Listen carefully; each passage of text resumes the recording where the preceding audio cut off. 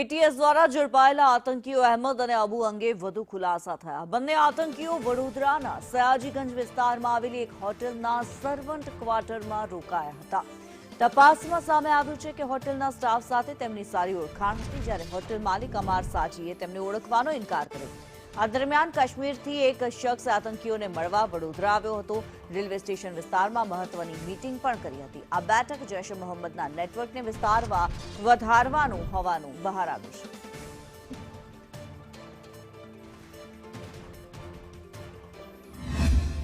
ગુજરાતમાં જૈશ એ મોહમ્મદ જેવા આતંકી સંગઠનનો વિસ્તાર કરવા માટે 8 જેટલા જે આતંકીઓ સક્રિય હતા તેને એટીએસે ઝડપી પાડ્યા હતા અને ધરપકડ બાદ પૂછપરછ કરવામાં આવી રહી છે। તેમાં રોજ નવા ખુલાસા થઈ રહ્યા છે। વધુ એક ખુલાસો થયો છે કે આ આતંકીઓનું કનેક્શન વડોદરા સુધી પહોંચ્યું છે। વડોદરા સુધી કનેક્શન પહોંચ્યું છે, ત્યારે વડોદરાની આ એમ્બેસેડર હોટલ ખાતે એટીએસ પૂછપરછ માટે આવી હતી। જે પૈકી અહેમદ ગાજીવાલા અને અબુ હમજા વડોદરા ખાતે રોકાયા હતા। આ એમ્બેસેડર હોટલમાં જે સર્વન્ટ ક્વાર્ટર્સ છે તેમાં આ બંને અહેમદ ગાજીવાલા અને અબુ હમજા અહીંયા રહ્યા હતા। સ્ટાફ સાથે તેમની સારી ઓળખાણ હતી। સૌથી મહત્વની વાત છે કે આ એમ્બેસેડર હોટલના જે માલિક છે અમ્માર શાજી, તે પણ મૂળ ભાગડના રહેવાસી છે કે જ્યાં મોટાભાગના આતંકીઓ ઝડપાયા છે।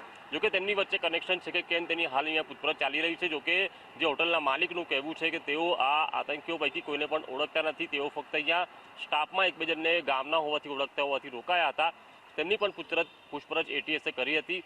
સમગ્ર મામલે હવે વધુ ખુલાસા આગામી દિવસમાં થઈ શકે છે, કારણ કે જે કાશ્મીરનો એક વ્યક્તિ હતો કે જે વડોદરા આવ્યો હતો અને રેલવે સ્ટેશનના આસપાસના વિસ્તારોમાં મિટિંગ કરી હતી અને વડોદરામાં પણ જૈશ એ મોહમ્મદનો વિસ્તાર કરવા માટે અહીંયા કેટલાક કાર્યકરોને એકઠા કરવા માટેની વાત ચર્ચા કરી હોવાની હાલ ચર્ચા છે।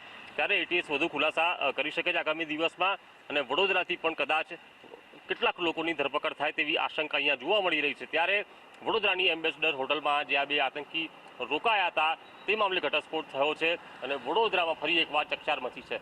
કેમેરા પર્સન નિકેશ વડન સાથે કુણાલ શર્મા, સંદેશ ન્યૂઝ, વડોદરા।